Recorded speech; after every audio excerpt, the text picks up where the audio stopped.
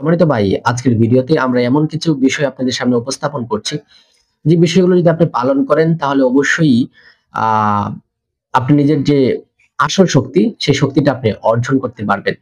যেটাকে বলা হয় মানসিক শক্তি। নিজের উপরে আপনি বিশ্বাস রাখতে পারবেন। নিজের প্রতি বিশ্বাস রাখতে চান, ফোকাস রাখতে চান, তাহলে এই বিষয়গুলো আপনি পালন করতে পারেন। এই বিষয়গুলোর প্রতি আপনি দৃঢ়ভাবে খেয়াল করতে পারেন। তার মধ্যে ১ম যে বিষয়টা সেটা হচ্ছে ছোট, ছোট জয় বা অর্জনকে উদযাপন করার চেষ্টা করুন। মনে রাখুন ছোট জয় থেকেই বড় আত্মবিশ্বাসের জন্ম হয়।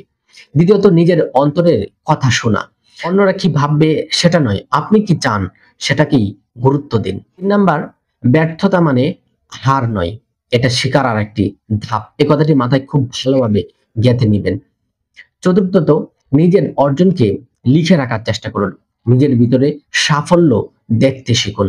পঞ্চম, ইতিবাচক মানুষদের সাথে থাকুন।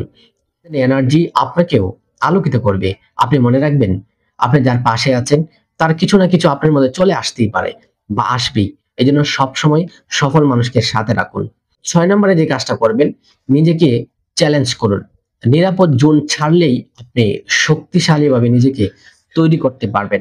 আর যদি সবসময় নিজেকে সেফ রাখতে চান, কোনো রিস্ক নিতে না চান, নিজেকে চ্যালেঞ্জ করতে না চান, তাহলে কখনোই আপনি নিজের শক্তিতে বলীয়ান হতে পারবেন না।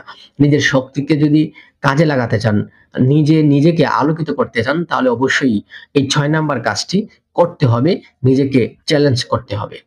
৭ নাম্বার, নিজের সাথে ভালোবাসার ভাষায় কথা বলুন। মনে রাখুন আপনি নিজের সেরা বন্ধু।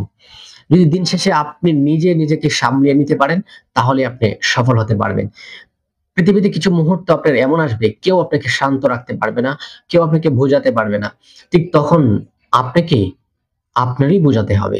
এজন্য ৭ নাম্বার যে বিষয়টা বললাম, নিজের আত্মবিশ্বাসকে শক্তিশালী করতে, নিজের কাজকে সাফল্যের দোয়ারায় পৌঁছে দিতে যে কাজটি করবেন সেটা হচ্ছে নিজের সাথে নিজে কথা বলবার চেষ্টা করুন। নিজে সেরা বন্ধু বানানোর চেষ্টা করুন। সম্মানিত ভাই, এই যে কয়েকটা পয়েন্ট আপনাদের সামনে উপস্থাপন করলাম, এই পয়েন্টগুলো আপনার জীবনকে পরিবর্তন করে দেবে।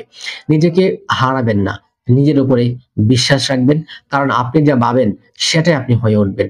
সুতরাং আজকে থেকেই শুরু করুন। আজকে থেকেই শুরু করুন। অবশ্যই আজকে থেকে শুরু করুন।